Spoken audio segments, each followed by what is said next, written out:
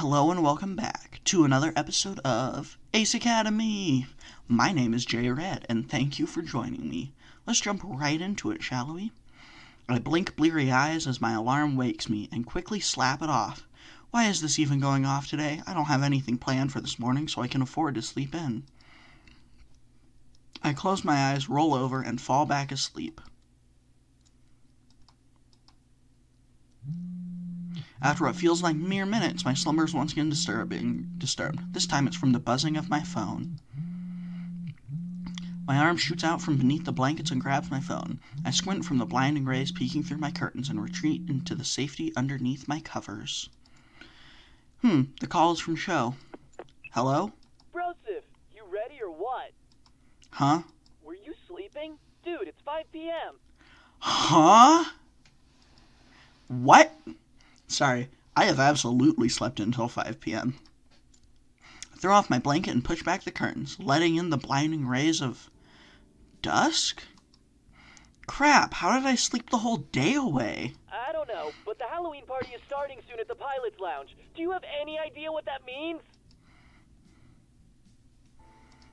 Yeah, I'm getting ready now. I'll meet you on campus in a few. Good, I'll see you there. After hanging up, I throw my phone down on my bed and try to make myself look presentable. I still have my old costumes from my times back at CINY. Any of them would be doable this time around. What do I want to dress up as? One of the Ninja Rangers, Legolas from Lord of the Gears, Sexy Police Officer, or Bad Man, the Dark of Night. I think I've done all of these. Sexy Police Officer is hilarious, but I think I'm going to go with Balance from Ninja Rangers. Time to cosplay my favorite anime. I pull out my Balance, the Ranger of Justice outfit. After prepping and changing into my costume, I hop on my bike and head to campus. When I reach the Pilot's Lounge main entrance, I text Sho, only to see him waving at me. Broseph! Hey! He's in a Yasogami high school uniform. I'm sure this is a Persona reference, but I've never played any of the Persona games, so... Persona 4. He grins. That's right. I never noticed until now, but the real Sho looks and acts very similar to Yosuke Hamanura. That's a perfect Yosuke cosplay, man. Good stuff. Sorry. His eyes widen in surprise. Yosuke? Yeah. He frowns. No, not Yosuke. I'm supposed to be you, not Akami. I don't see it. You definitely fit the profile of a secondary character, the protagonist's best friend. No way! I won't settle for that role. I'm afraid it's already been decided. Because you look exactly like Yosuke in that cosplay. He looks like he's about to argue, but then sighs. I knew I should have gotten that white wig sooner. It was still being delivered. At least he accepts his fate. Speaking of outfits... He looks at me. Balance from Ninja Rangers. Yep, you know your anime. I watched it a ton as a kid. Funnily enough, Balance is also my favorite school in Wizard 101. Neat little coincidence. You still watch it now. He scratches the back of his head and smiles. Yeah. Two guys dressed as salt and pepper shakers enter the building. Shall we get going? Where are the girls? They met up in Kaori's dorm to get ready. They'll be over soon. We can head in first. Cool. Let's go in, get some alcohol. We can be like IRL me and do 10 shots of tequila in one night and hate ourselves the next morning. I'm kidding. I was actually fine. Well, my head was fine. My stomach did somersaults. But I never lost it. Alright. We enter the Pilot's Lounge, and I gape at the surroundings. There are fake cobwebs lining the corners of the ceiling and walls, and fake bats and spiders are strategically placed in the nooks and crannies. The lights are dimmed, which gives the place a spookier feel. I barely even recognize the lounge. This place looks awesome. There's also a decent number of people here, and I recognize most of the pilots. I assume there are also engineers and team managers here, too. It's a little hard to tell who everyone is while they're in costume. And there are some pretty great costumes here. Some people went full out creative and dressed up as hilarious memes or puns, while others shilled out for the fancy, well-crafted costumes. I went as a mugger once for Halloween, dressed all in a dark hoodie and stuff and carried around a mug. But of course, the winners of the evening are all the beautiful ladies who can only technically be considered dressed. And guys, I sigh contently. This takes me back to my first CINY costume party. I think I'm in heaven. Sho's eyes are wide and his mouth hangs agape. He's staring hard at a group of girls dressed in a range of costumes, from sexy teachers to cute Japanese idol cosplays. Whoa, there they are. Sho points to a group of girls standing near the couches. As I squint to get a better look, I realize it's the rest of our team. Looks like they made it here before us. Come on. Sho and I weave through the crowd, and we make our way to the girls. Hey! Shabam. Sho's demeanor changes mid-word from excited to confused. Hey there, cuties. Yeah, of course Belle would wear a Catgirl cosplay. Hello. Oh, just... Hi. Mayu smiles and waves. Sho's face is bright red and he's having trouble making eye contact. I don't blame him. Kaori is wearing a night outfit that's from a currently popular fantasy anime, and in typical anime fashion, the armor is more aesthetically pleasing than functional. As a healthy bisexual male, Yuna's witch costume makes it hard to focus on her face. Mayu's dressed in a cute magical girl cosplay. I'm impressed by the intricacies of her costume and how well it complements her. Finally, Valerie is... I think the plethora of guys ogling her speaks volumes about her Neko Girl outfit. Valerie spins her tail playfully. So, what do you boys think? Just pick up Kaori and crush her in a bear hug. What a time to be alive. Valerie giggles. Let's go get some drinks. We all nod and head over to the bar. Kaori grabs my arm before I can join the rest of the group. Hey, you. Hey, you. Her eyes sparkle as a smile graces her lips. You dressed up as Balance. Yep, I thought you might like it. She nods. It suits you. Kaori self-consciously places a hand on her bare hip and looks away. So, what do you think of this outfit? You're totes adorbs. See, this option, which I will not pick, because for the longest time, I was incapable of picking it, because I'm not an asshole. This option is just if you want to be a douche dick. Just go with cute. I smile warmly. You look amazing. Really? You think it looks good? Yeah, but I'm pretty sure you can make anything look good. Kaori's face is as red as her hair and she smiles. Thank you. Let's go meet up with the rest of the team. Alright. Once we've all reconvened at the bar, we order our drinks and find an open table amongst the couches. It's so unfair that I still can't have anything alcoholic. Yeah. Valerie pouts and puts an arm around Mayu. Isn't that right? Mayu speaks softly. I don't want to drink even if I could. Really? You have to at least try it once. No, she doesn't. I feel Sho elbow my side. If she's this excitable normally, I wonder how she'd act when drunk.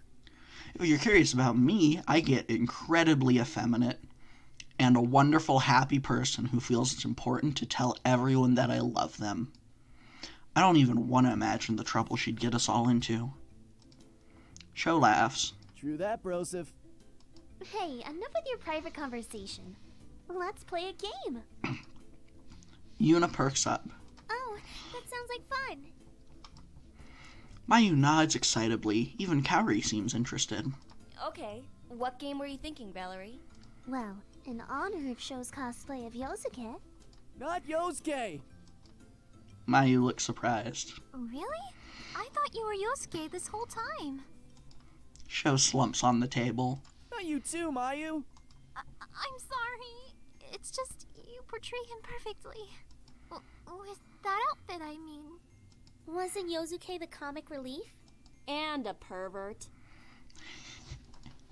It's like someone copy and pasted that character and changed the name to Sho. I think the developers are taking a dig at themselves, but I've never played Persona. The group nods. Show groans. You guys are killing me here. Yuna looks at Valerie. What game were you thinking about? The King's game. The King's game? Mm-hmm. It's easy. We number chopsticks and give one of them a special symbol. Whoever picks the symbol is the king. Oh, that sounds easy enough. What can the king do? The better question is what the king can't do. He'll command one of the numbers to do something, and his order is absolute. Something I didn't get when they explained this game the first time. All the other chopsticks have numbers, and nobody shows their numbers, just the king. So you don't know who you're telling to do what. Don't worry, it's a lot of fun. Well, I guess it couldn't hurt to try it. Everyone looks at Kaori in surprise. She's the last person we would expect to agree to a game like this. She blinks at us. What? It's only us playing. I'm sure no one is going to make an unreasonable command. Don't say anything. Okay, I'm good. Kaori glares at Sho. Right? Sho shifts uncomfortably. Right. Then it's settled. Valerie grabs some chopsticks and marks them with numbers, and then marks one of them with a color. She shuffles them on the table and then holds them in her hand so the marks are covered. Let the games begin. My heart races in anticipation as we all grab a stick. I turn mine over and see the colored marking. Lucky, I watch as the rest of my friends turn theirs over. Kaori wears her best poker face. If I didn't already have the king's stick, I wouldn't know what she had in her hand. Sho's face is one of bitter disappointment. I wonder what he had planned as king. Mayu breathes a sigh of relief. I guess she didn't want to be king. Valerie seems indifferent about her stick. She probably would be happy as either king or subject. Yuna looks around the table. Who's the king? I offer my glorious crown, chopstick. Brosif's got it. What is your command, your majesty? Let me think for a moment. I command.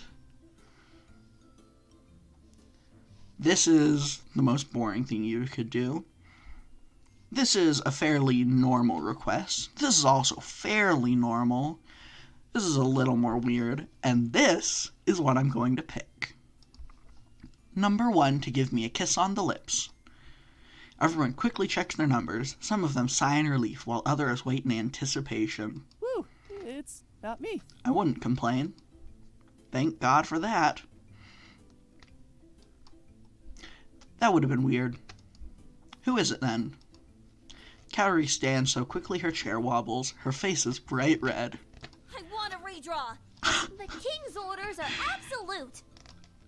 The rest of the group murmur in their agreements with Valerie. I guess nobody wants to take Kaori's place.